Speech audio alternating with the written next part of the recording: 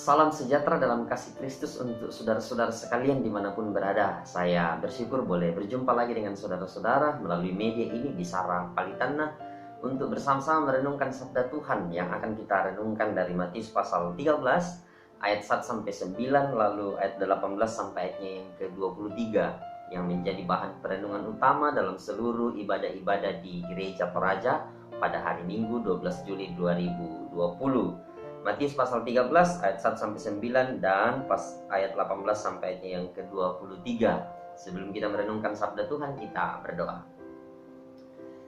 Bapa di surga, kami limpah syukur kepadamu. Tuhan terus merangkai kehidupan kami, menjalani seluruh tanggung jawab panggilan iman yang Tuhan karuniakan. Kami terus berdoa kiranya apa yang telah kami lalui sampai hari ini menjadi kemuliaan, persembahan yang berbau harum di hadapan Tuhan, dan tentu menjadi cerita iman bagi kami semua dan bagi sesama kami dimanapun kami berada. Kami bersyukur hari ini Tuhan memberikan lagi kesempatan yang baik untuk merenungkan sabda-Mu. Kami mohon Tuhan dalam tuntunan Roh Kudus bersabdalah, karena kami semua telah bersedia mendengarkan Engkau. Ampuni dosa kami, dengarkan doa kami. Di dalam Yesus Kristus kami berdoa kepada Bapa di surga. Amin. Matius 13 ayat 1-9 dan 18-23 berkata demikian. Pada hari itu keluarlah Yesus dari rumah itu dan duduk di tepi danau. Maka datanglah orang banyak berbondong-bondong lalu mengerumuni dia, sehingga ia naik ke perahu dan duduk di situ. Sedangkan orang banyak semuanya berdiri di pantai. Dan ia mengucapkan banyak hal dalam perumpamaan kepada mereka. Katanya, adalah seorang penabur keluar untuk menabur. Pada waktu ia menabur, sebagian benih itu jatuh di pinggir jalan, lalu datanglah burung dan memakannya sampai habis. Sebagian jatuh di tanah yang berbatu-batu, yang tidak banyak tanahnya. Lalu benih itu pun segera tumbuh karena tanahnya tipis. Tetapi sesudah matahari terbit, layulah ia dan menjadi kering karena tidak berakar. Sebagian lagi jatuh di tengah semak duri, lalu makin besarlah semak itu dan menghimpitnya sampai mati. Dan sebagian jatuh di tanah yang baik, lalu berbuah. Ada yang 100 kali lipat, ada yang 60 kali lipat, ada yang 30 kali lipat. Siapa bertelinga, hendaklah ia mendengar. Karena itu dengarlah arti perumpamaan penabur itu. Kepada setiap orang yang mendengar firman tentang kerajaan sorga, tetapi tidak mengertinya, datanglah si jahat dan merampas yang ditaburkan dalam hati orang itu. Itulah benih yang ditaburkan di pinggir jalan. Benih yang ditaburkan di tanah yang berbatu-batu, ialah orang yang mendengar firman itu dan segera menerimanya dengan gembira. Tetapi ia tidak berakar dan tahan sebentar saja.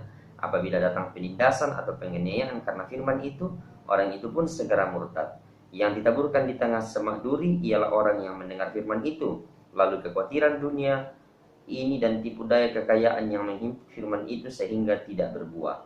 Yang ditaburkan di tanah yang baik ialah orang yang mendengar firman itu dan mengerti, dan karena itu ia berbuah. Ada yang 100 kali lipat, ada yang 60 kali lipat, ada yang 30 kali lipat. Amin, firman Tuhan.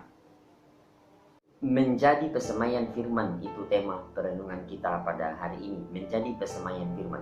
Saudara-saudara yang sama dikasihi Tuhan, tentu kita sudah agak sering mendengar cerita ini atau membaca cerita ini secara langsung di Alkitab tentang kisah seorang, perumpamaan tentang seorang penabur. Malah di kalangan para pendeta ada lagunya yang agak familiar, kisah seorang penabur. Bukan hanya di kalangan para pendeta sebenarnya, para pelayan-pelayan misalnya peneguhan majelis, pemutusan pengurus-pengurus OIG atau pemutusan panitia-panitia kepanitiaan yang biasanya dilakukan dalam gereja kita, Gereja Toraja. Umumnya lagu ini menjadi sedikit familiar, menjadi semacam pemicu semangat, mungkin sekaligus menjadi pengharapan, mungkin sekaligus menjadi nubuatan akan terjadi seperti apa tentang tanggung jawab pelayanan yang akan kita tempuh ke depannya. Kan di dalam lagu itu ya menarik sih.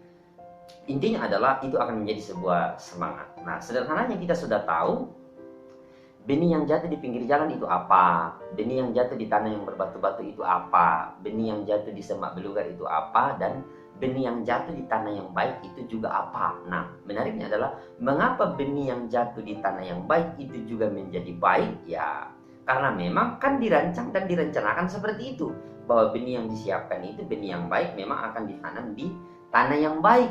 Nah, benih yang baik sekalipun ternyata kalau tidak di tempatnya yang baik, bisa juga berujung pada sesuatu yang tidak baik, kan begitu. Ini sepaket. Jadi potensi dikembangkan dengan tempat yang tepat, maka kedua potensi ini akan menjadi sesuatu yang hebat. Tapi potensi yang baik tidak pada tempat diarahkan dengan baik, maka dia bisa menjadi sesuatu yang pada ujungnya juga tidak menjadi baik. Katakanlah kadang-kadang orang bisa mengambil perumpamaan yang sederhana, lingkungan kita itu menjadi pengaruh yang hebat untuk membentuk kita. Kita bisa jadi sebenarnya orang yang punya potensi hebat, tapi karena masuk di lingkungan yang tidak tepat, kurang pas, maka potensi yang hebat itu kadang-kadang tidak menjadi bertumbuh dengan baik. Ada cerita yang hebat tentang seekor anak elang, anak Raja Wali.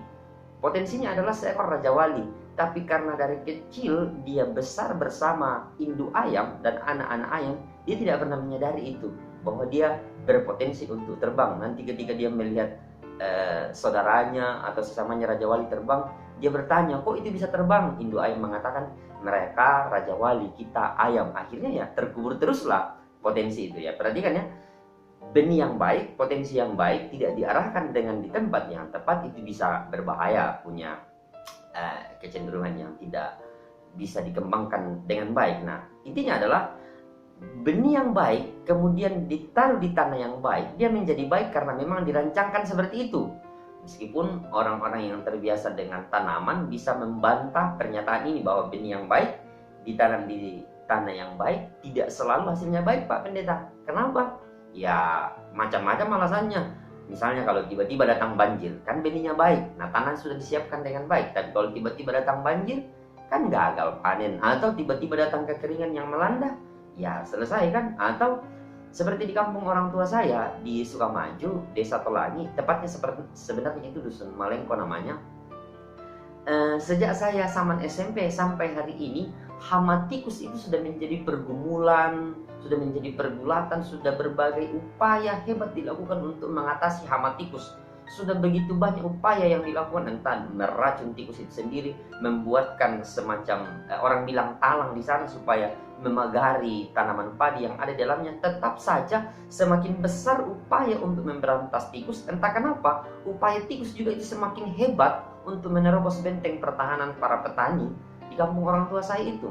Malah yang terakhir saya dengar katanya sudah mau menggunakan metode untuk arus listrik. Bayangkan, untuk memberantas hama tikus sudah mau digunakan sudah mau digunakan arus listrik untuk memberantas tikusnya. Luar biasa sekali kan? Jadi ya, benih yang baik di tanah yang baik menurut para orang yang terbiasa dengan tanaman belum tentu berhasil baik kan? Itu sudah di tanah yang baik loh, sudah benih yang baik, tapi belum tentu baik karena berbagai pertimbangan. Apalagi jika memang sudah ditanam di tanah yang tidak baik kan, pasti lebih parah lagi hasilnya.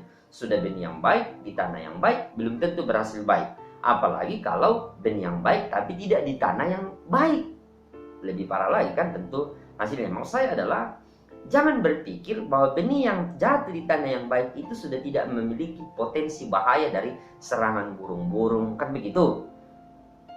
Jangan berpikir bahwa benih yang ditanam di tanah yang baik itu sudah tidak memiliki potensi untuk kemudian diinjak-injak orang, diinjak-injak binatang buas. Misalnya para petani pekebun di ladang yang biasanya nanam jagung misalnya, atau pajala orang bilang, mendapatkan serangan dari hama babi hutan lah atau apalah segala macam. Jangan berpikir bahwa benih yang ditanam di tanah yang baik sudah tidak punya ancaman dari serangan semak belukar. Tetap saja punya potensi untuk mendapatkan serangan dari semak belukar dan lain-lain. Maksud saya adalah semua itu tetap punya catatan-catatan yang bisa merusak apapun benih yang baik di tanah yang baik.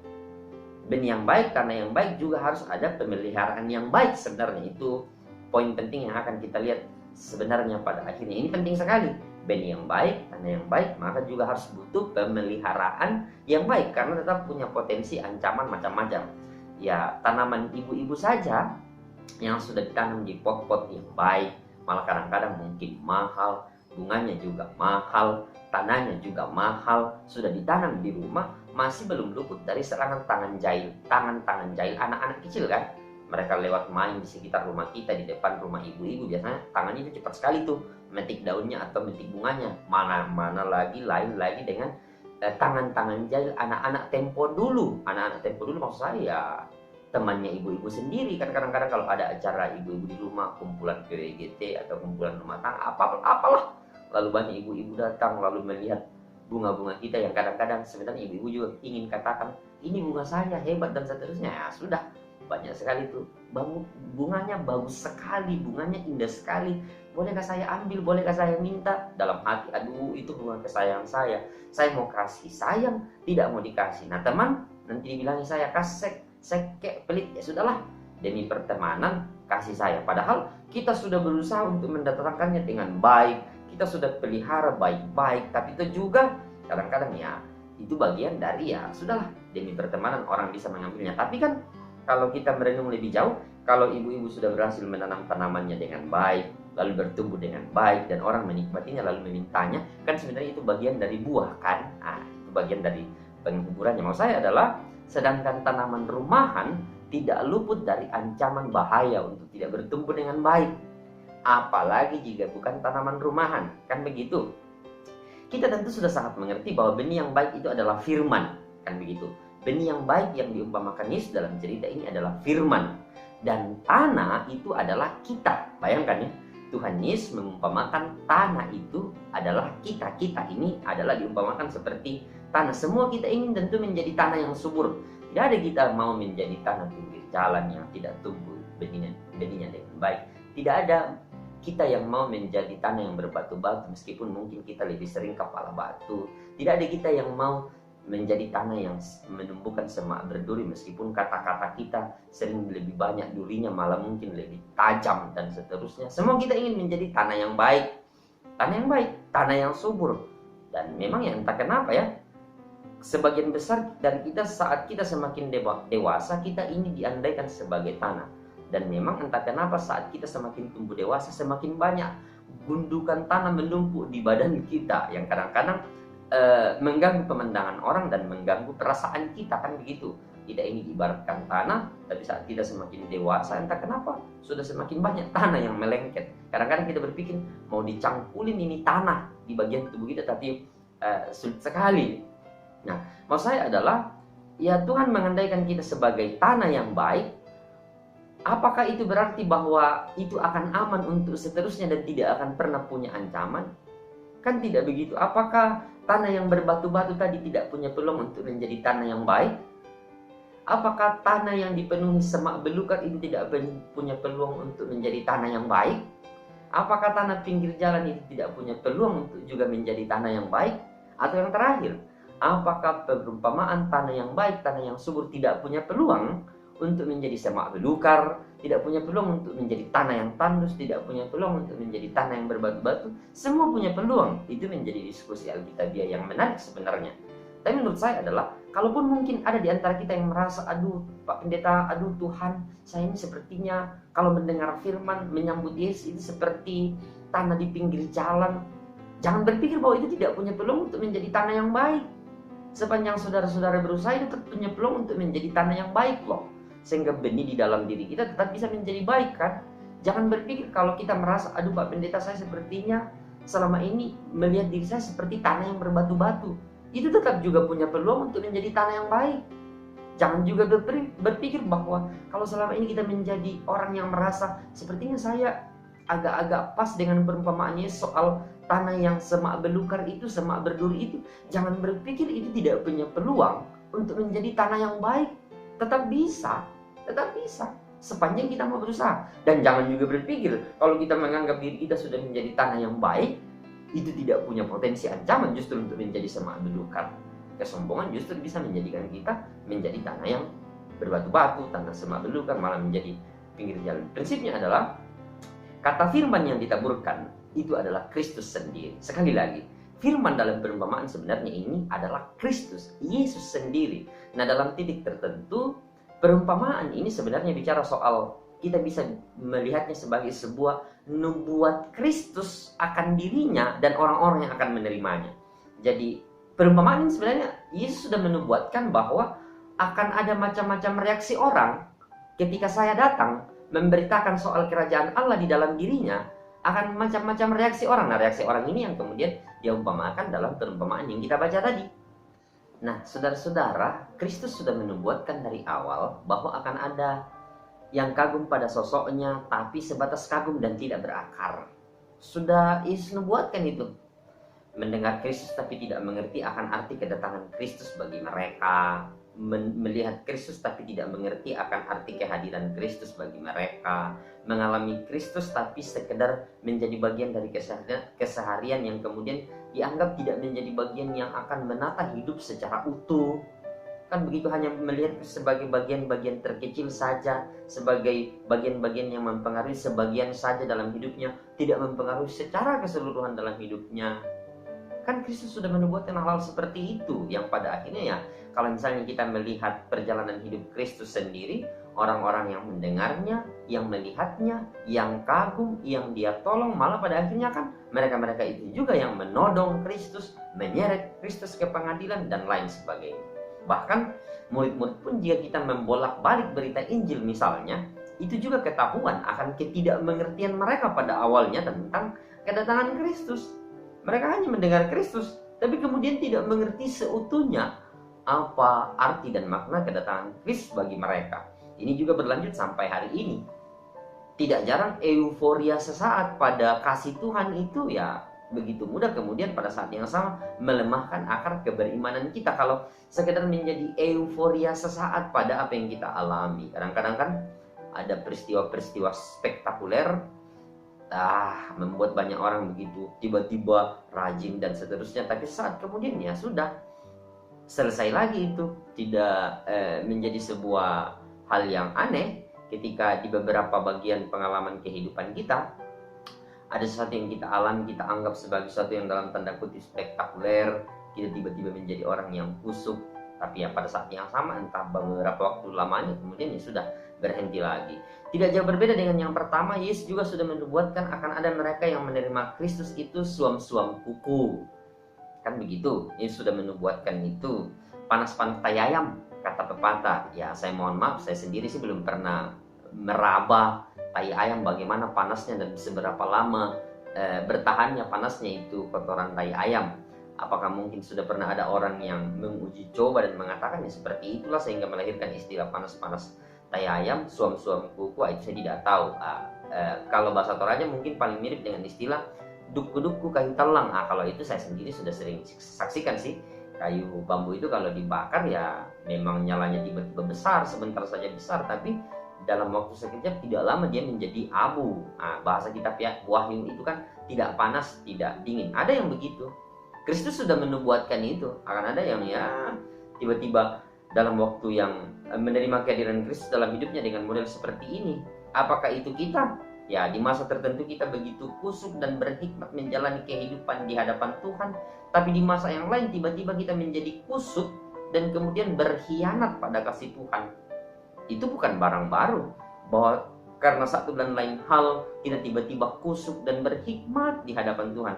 Tapi karena satu dan lain hal juga kita tiba-tiba juga sangat kusut dan kemudian berkhianat pada kasih Tuhan. Itu bukan barang baru bagi kita. Nah bagian selanjutnya masih terkait erat, Yesus menubuatkan akan ada juga mereka yang menerima Kristus hanya happy-nya saja, hanya bahagianya saja, hanya senang-senangnya saja. Ini banyak diajarkan di gereja-gereja kota loh, dengan embel-embel kita ini anak-anak Tuhan, kita ini anak raja, karena kita ini anak raja kita pasti sukses. Hei, ingatlah, Kristus itu memang raja, tapi dia bukan raja dunia bos, dia bukan raja kesuksesan bos. Penting diingat, dia raja damai, dia raja kasih dan pengampunan. Apakah damai harus selalu berarti bahwa nanti kita kaya baru kita merasakan damai? Apakah raja kasih berarti nanti kita kemudian menjadi orang yang hebat secara ekonomi, mapan secara ekonomi baru kita bisa merasakan kasih dan pengampunan? Justru kadang-kadang tidak jarang ketika orang sudah merasa spektakuler secara materi, spektakuler secara kesuksesan, justru kadang-kadang kehilangan rasa damai, kehilangan rasa untuk memberi pengampunan karena dia merasa tanpa saya mengampuni orang lain, tanpa saya diampuni saya bisa. Yesus tidak datang menawarkan kita menjadi raja dunia, tapi raja dalam memberikan damai, memberikan pengampunan, memberikan kasih. Dan ketika kita misalnya selalu diajar soal kita ini anak raja dan anak raja itu pasti sukses secara ekonomi, saya yakinkan saudara-saudara itu gereja yang kemudian harus mereformasi lagi ajarannya. Itu sangat berbahaya jika kita selalu menerima pengajaran soal sebagai seorang anak Tuhan, sebagai seorang anak raja, maka hidup kita akan menjadi orang-orang yang sukses. Sebenarnya tanpa sadar itu menjebak kita untuk masuk dalam perangkap semak duri loh. Perumpamaan Yesus, kalau kita selalu diajar soal kesuksesan secara materi melalui gereja, hati-hati, tanpa sadar kita sebenarnya diseret menjadi benih yang tumbuh di tengah-tengah semak belukar. Semak duri itu sudah menjadi bagian dari buat Yesus sebenarnya. Nah, renungkan saja sih, gereja yang mengajarkan kesuksesan itu kan selalu tumbuh subur di kota-kota besar.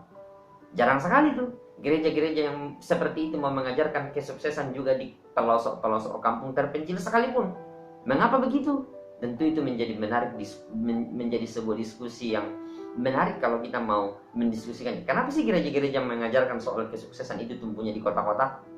Tidak pergi ke pelosok-pelosok untuk mengajarkan orang di sana bahwa di pelosok pun kita bisa sukses, kita bisa hidup mapan sebagai anak raja. Kenapa harus di kota? Itu kan menjadi sebuah diskusi yang menarik. Tapi tentu prinsipnya adalah sangat mungkin ketika kita selalu menerima pengajaran, menerima pelajaran dari gereja soal bahwa kita menjadi anak raja yang harus sukses, hati-hati kita bisa diseret kalau masuk ke menjadi benih yang tumbuh di tengah-tengah semak belukar itu. Atau mungkin saja sebenarnya kita tidak diajar soal itu, tapi di dalam doa-doa kita setiap waktu yang kita sampaikan kepada Tuhan hanya soal kebutuhan kita setiap hari, hanya soal masa depan kita, hanya soal anak-anak kita, tidak pernah mendoakan soal bagaimana pertumbuhan iman kita, bagaimana hidup kita di hadapan Tuhan. Yang kita tahu Tuhan itu hanya menjadi semacam rekening kita untuk selalu memenuhi apapun yang kita dambakan dan kita minta kepadanya. Tanpa sadar sebenarnya iman kita juga bertumbuh di tengah-tengah semak belukar. Kalau kita merenungkan secara sederhana, memang sekarang kita tidak lagi mungkin bertumbuh di pinggir jalan, katakanlah seperti itu, atau tidak lagi bertumbuh di di tanah yang berbatu-batu, atau karena tiba-tiba datang matahari yang, karena di masing-masing kita hidup, di masing-masing gereja kita sudah punya komunitas yang kuat. Ya mungkin ancaman-ancaman katakanlah itu masih tetap menjadi bahaya laten, tapi secara terang-terangan mungkin tidak terlalu banyak, tidak seperti ya gerakan-gerakan yang mungkin memang secara terang-terangan menolak kehadiran gereja. Tapi memang ancaman yang paling hebat itu soal yang ketiga tadi, semak belukar. Tapi ini menjadi catatan yang menarik. Mungkin gereja tidak mengajarkan kita secara verbal, tapi itu menjadi bagian dari perenungan kita. Penindasan dan penganiayaan kan tidak harus selalu bersifat teraniaya secara fisik kan, dan mental. Mungkin sangat bisa justru uang dan materi kita menyiksa kita menjadi luar biasa. Ini contoh yang saya lihat beberapa waktu yang lalu. Dia mengatakan begini, ini di media sosial, menarik sih kalimatnya, tapi menjadi catatan yang menarik bagi kita semua. Ternyata kurang darah memang bisa membuat kepala kita pusing. Tapi sepusing-pusingnya kalau kita kurang darah, itu tidak ada bandingannya jika kita kurang dana. Kurang dana itu bukan hanya kepala yang pusing, semua-muanya ikut pusing. Dia mengatakan seperti itu. Jadi kurang darah memang bisa membuat kepala pusing, tapi kalau kurang dana, itu bukan hanya kepala yang pusing, semua bisa pusing. Membingungkan kan? Tapi itu bagian dari bagaimana cara kita mengelola dan menata perjalanan keberimanan kita setiap hari menjadi benih yang tumbuh dimanapun kita berada. Yang terakhir itu kan kita menjadi tanah yang baik. Tanah yang baik itu kan proses yang berkepanjangan dan berkelanjutan. Tanah yang baik itu ya semua itu menjadi harapan kita.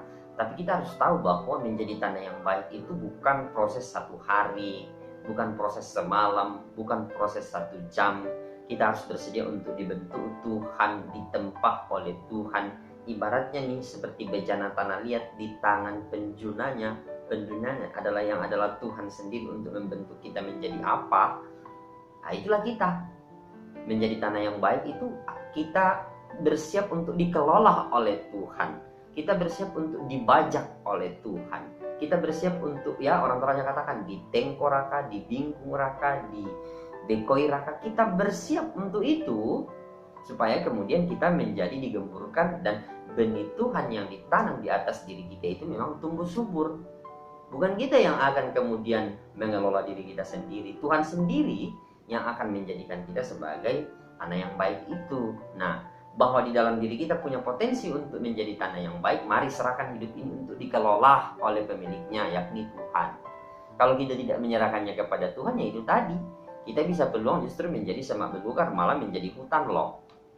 Nah ini yang sedikit banyak sering diabaikan.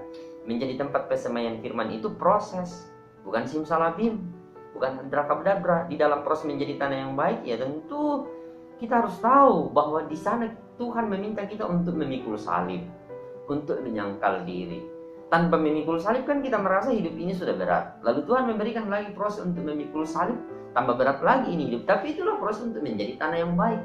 Bahwa ketika kita mengatakan saya mau menjadi tanah yang baik Tuhan, maka kita belajar untuk menjadi serupa dengan Kristus kan. Untuk selalu diarahkan dan mengatakan semua yang terjadi dalam kehidupan kami adalah kehendak-Mu yang terjadi. Dan tanah seperti inilah yang kemudian melipat gandakan firman. Ketika kita mau dibentuk oleh Tuhan. Ketika tanah yang pada diri kita itu, yang adalah tempat Tuhan memberikan benih yang unggul itu, justru kita berikan kepadanya supaya dia mengelolanya. Ini berat sekali. Bayangkan, diri kita, hati kita, pikiran kita diberikan kepada Tuhan untuk dibentuk dan diarahkan oleh Tuhan. Berat sekali. Itu menjadi sebuah tarik-menarik yang kadang-kadang, ya, di mana-mana umumnya kita akan mengatakan kalau bisa, sayalah yang mengelola pikiran saya sendiri, sayalah yang mengelola hati saya sendiri. Kadang-kadang kita, karena Tuhan membajak kita untuk menjadikannya seperti ini, tapi kita melihat bahwa cara Tuhan menempa kita untuk kemudian menjadikan kita baik itu terlalu berat. Kadang-kadang kita ingin potong kompas. Nah, itu yang kadang-kadang kita abaikan. Di sanalah kemudian berbagai tantangan dan ancaman itu menjadi sesuatu yang harus direnungkan dan dipikirkan. Nah, di tanah yang baik yang melipat gandakan firman yang menjadi cita-cita kita ini, tentu sesuatu yang tidak gampang. Minggu lalu, saya mendapatkan kesempatan dari Tuhan untuk ber-PA dengan teman-teman PPGT di channel mereka, di channel KSU. Nah, saya mengutip tentang sedikit sejarah gereja mengenai darah para martir yang menjadi benih gereja yang unggul. Nah, darah mereka itulah yang telah menjadi tanah yang baik bagi kita, menjadi pesemaian yang baik bagi firman, sehingga ya buahnya ada sampai hari ini. Mungkin ada sekitar ratusan para martir meninggal di masa-masa lalu. Dalam gereja Toraja sendiri ada para martir yang begitu banyak. Sebut saja misalnya Pendeta Sangka Tua, Bapak Tapi, dan beberapa banyak orang lain. Juga Van der Lostre yang menjadi benih martir pertama di Toraja. Itu kemudian ya sampai hari ini kalau kita menghitung-hitung, mereka itulah yang menjadi tempat pesemaian firman sehingga gereja Toraja ada. Ya tentu Tuhan ya, tapi melalui mereka lah kemudian mereka menjadi tanah yang baik, firman itu bertumbuh, benih yang kecil itu ditumbuhkan oleh Tuhan melalui mereka. Nah, bagaimana dengan kita? Mungkin kita tidak harus sama dengan Van der Lostre, tidak sama dengan Pendeta Sangka Tua yang kemudian dibunuh, dianiaya. Mungkin tidak harus seperti itu, tapi bahwa kita punya kesempatan untuk tetap menjadi bagian dari tanah yang baik dengan cara kita dalam pertolongan Tuhan, dalam keluarga kita. Kita harus berkorban setiap hari bagaimana mengarahkan anak-anak kita mengenal kitab suci, mengarahkan diri kita mengenal semakin dekat dan akrab dengan Alkitab. Kan begitu. Mungkin kita tidak harus berkorban darah, mungkin kita harus tidak berkorban tangisan, tapi kita harus berkorban waktu untuk semakin dekat dengan firman supaya kita menjadi pesemaian yang baik. Hal-hal sederhana seperti itu jangan diabaikan. Nah, itulah peran kita sekarang untuk kemudian semakin menjadi bagian dari tugas dan tanggung jawab kita menyemaikan firman. Nah, bagaimana dengan pesemaian yang kita kerjakan sekarang? Apakah akan berdampak 10 tahun, 100 tahun, atau 1000 tahun ke depan? Nah, kita sekarang inilah yang menjadi bagian dari tempat pesemaian firman itu. Bahwa gereja dari 2000 tahun yang lalu telah berhasil melipat gandakan buahnya. Bagaimana dengan gereja tahun 2020? Apakah akan juga melipat gandakan buahnya di mungkin tahun 4000 yang akan datang menjadi lebih berlipat-lipat kali ganda lagi? Itu kan menjadi pertanyaan menarik untuk kita renungkan. Tapi prinsipnya adalah, ingatlah, hari ini kita kita dijadikan oleh Tuhan sebagai tanah yang terbaik dari Tuhan. Nah, dalam tanah yang terbaik dari Tuhan itu, ingat bahwa masih sangat mungkin kita terancam oleh kuasa kegelapan dalam berbagai bentuknya. Dalam bentuk materi, keluarga, masa depan kita, anak-anak kita, penderitaan, sakit, penyakit. Itu tentu menjadi bagian dari tantangan yang bisa mempengaruhi, menjadi ancaman yang berpeluang kita menjadi tanah yang baik. Bahwa apalagi perkembangan teknologi yang begitu hebat sekarang, yang luar biasa merasuki seluruh sendi-sendi kehidupan, atau mungkin malah juga penyebaran virus corona juga menjadi bagian dari tantangan iman yang kalau misalnya kita tidak nyatakan sikapi dengan sikap iman yang baik karena kita tidak dekat dengan firman, justru bisa meluluhlantarkan bagaimana iman kita justru tetap bertumbuh dan berbuah di tengah-tengah virus ini misalnya. Katakanlah seperti itu. Jadi Kita mungkin harus menyadari bahwa semakin hari ada begitu banyak tantangan yang akan semakin memporak-porandakan fondasi iman kita. Tapi bahwa ketika kita juga terus berusaha menjadi tanah yang baik, tempat persemaian firman dari sedari dini yang kita wariskan bagi anak-anak kita, keluarga kita, orang-orang di sekitar kita, maka pada akhirnya kita tahu Tuhan sendiri akan membuat apa yang Dia tanam itu, benih yang ada dalam diri kita itu menjadi semakin berlipat kali ganda. Tuhan memberkati hidupmu, Roh Kudus senantiasa menguatkan. Amin. Kita berdoa. Bapa di surga, kami bersyukur boleh merenungkan sabdamu. Tuhan, dimuliakan kiranya kami terus dalam bimbingan Roh Kudus menjadi tanah yang baik, yang bersiap untuk disemaikan oleh Tuhan setiap waktu, dibaca oleh Tuhan, dibentuk oleh Tuhan sesuai dengan kehendak Tuhan. Kami percaya bahwa ketika kami bersedia diatur, dibentuk oleh Tuhan dengan tanah yang ada pada kami, maka kami percaya itu akan menjadi berhasil dan berlipat kali ganda di masa yang akan datang. Tuhan dimuliakan. Kami berdoa bagi saudara-saudara kami yang sakit, mohon Tuhan sembuhkan. Bagi saudara-saudara kami yang bergumul, yang susah, berduka, Tuhan hiburkan. Yang bergulat karena berbagai keadaan kehidupan, ekonomi, atau apapun, Tuhan berikan hikmat. Kami terus mendukung pemerintah kami dalam memutus mata rantai penyebaran virus Corona. Tuhan menopang mereka. Berkati gereja kami, berkati seluruh upaya-upaya peribadatan yang dilakukan di masa-masa kini. Kiranya Tuhan terus memberkati. Secara khusus berikan kami hikmat boleh mengikuti protokol kesehatan, membiasakan kehidupan kami dengan sesuatu yang selama ini mungkin sedikit kami abaikan, tapi penting bagi kesehatan kami pun demi kemaslahatan bersama. Kiranya Tuhan memberi semua hikmat bagi elemen bangsa ini, sehingga terus bersama-sama untuk kemuliaan nama Tuhan. Bahwa negara kami terus-menerus juga ada dalam berbagai tantangan kehidupan berpolitik, kehidupan ekonomi. Kiranya Tuhan berkenan menolong bangsa kami. Semuanya kami serahkan ke dalam tangan pengasihan Tuhan. Dengarkan doa kami Tuhan, jawablah. Di dalam Yesus Kristus kami berdoa. Amin. Hai guys, terima kasih sudah nonton video kali ini. Dan jangan lupa subscribe channel kali ini. Dan jangan lupa nyalakan tanda loncengnya agar kalian mendapat notifikasi dari video selanjutnya. Oh iya, jangan lupa like video kali ini dan share sebanyak-banyaknya ke teman-teman kalian semua. See you next time guys, dadah.